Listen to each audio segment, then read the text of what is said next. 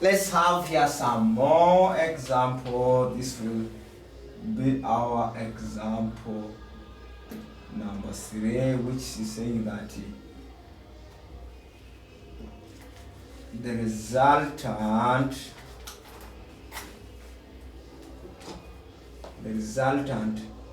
of two forces is 8 Newton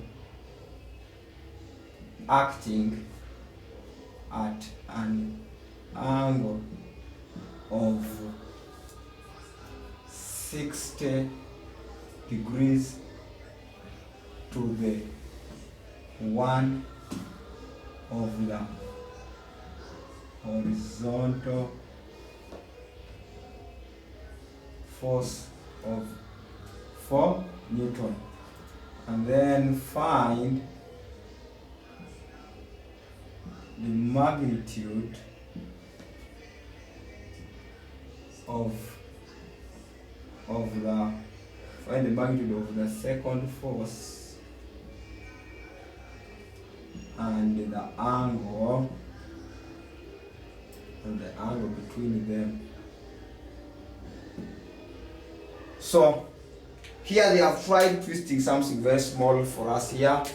Instead, initially we're looking at the forces being given and we get the resultant and the angle between them. But interestingly here, instead they have decided to give us the resultant and then we get one of the forces. So already they have told us that the resultant of the two forces is 8 and is acting at an angle of 60 degree to the one of the horizontal force of. So that means that one of the force is already known as 4 Newton. And the resultant is 8 Newtons, but acting at an angle of 60 to the other one. So that means that if the resultant is here, remember the resultant always cuts in the middle. This will tell us that I have the second force. I can actually begin by saying let the second force be F. So I can say this is my F, and then I can decide to complete my parallelogram in this format here, and then I can now tell you that the angle between them is what we are calling the theta. That is also needed as well, and this is the theta, and this is the 180 minus theta. So if this is A, B, C, D, this here can be F, this here can be 4. There are a number of ways you can deal with this. You can decide to use parallelogram law still. You can decide to use cosine rule. So it is up to you to see which one you're going to deal with. But I can say, considering triangle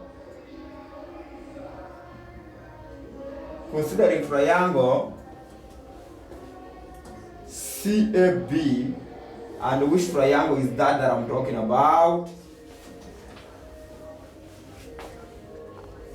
Is it any clear for us there? If I say this is A, if I say this is B, this is C, I know this angle as 60, I know this one as 8 Newtons, and then I know this one as the F, I know this one as the 4, I know this one as 180 minus theta. So, as I was saying, that we can as well use our cosine rule there. Because I earlier on mentioned that we can use cosine rule because cosine rule is just almost the same like parallelogram law, but the difference is in the sign, okay? So, we can say use the cosine rule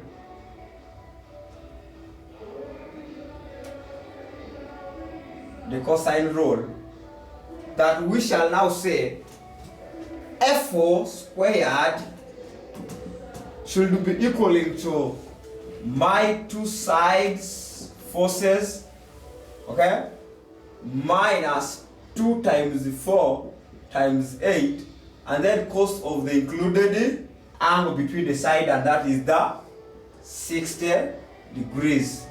So what is my F? My F will give me the root of that value there.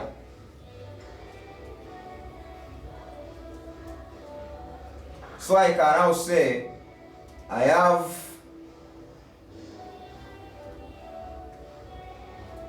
minus 4 squared plus 8 squared minus, and then open bracket, I say 2 times 8 times 4, and then cos of 60. We have that. So that means my F will be root of 48.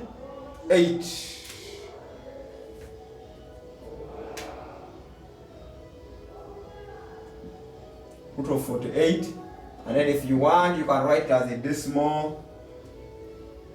Root of 48, or you write in thirds, is up to you. 6.9 something something, 6.92823 something, and then my F can be 6.9282.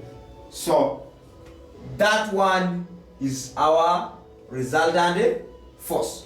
So now, that is our force F. And then now we can as well now look at how do we get now this angle theta. How do we get angle theta? From the same expression, we can say,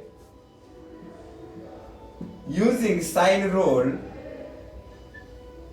from this same triangle here, we can say 8 out of sine of 180 minus theta should be equaling to F, which is, I can say, root 48 out of sine of 60. Okay? So I can say sine of 180 minus theta equaling to 8 sine 60 out of root 48. And then 180 minus theta is equaling to the sine inverse of 8 sine 60 out of root 48. So I can say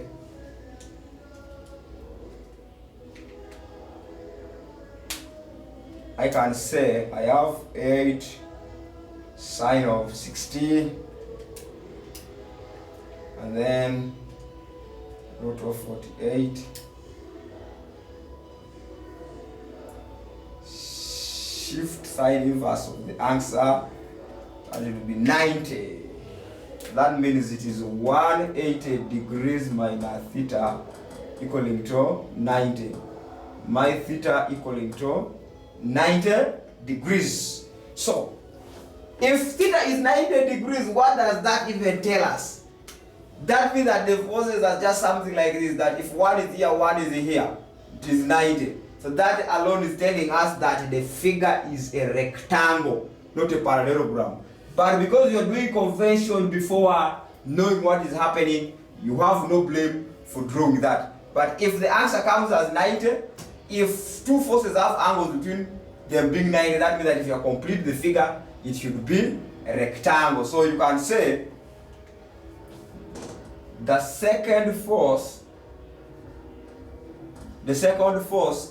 is root of 48, or you can, as I said, you can reduce it, 4.9282 Newton with an angle of 90 between them. But I've already told you that angle between them being 90, that means that is a rectangle. So that is how now again you can solve problems that is now evolving when the resultant force has been given and one of the force has not been given. So you can use cosine rule.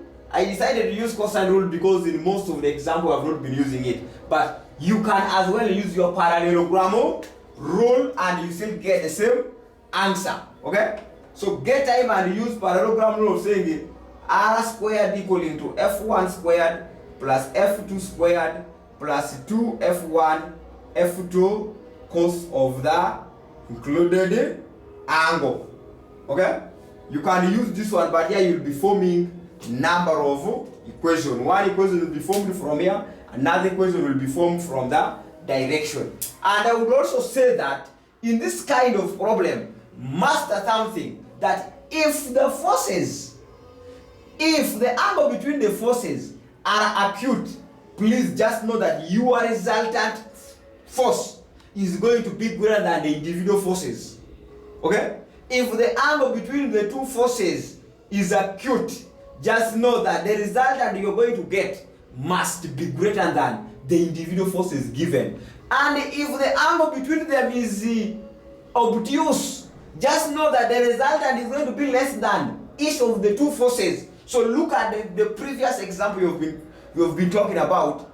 You will see what I'm actually meaning. That one alone helps you or guides you when you are calculating and getting some values. You judge either this is right or not. So you must be knowing some kind of analysis of that type. Let's meet in the next part.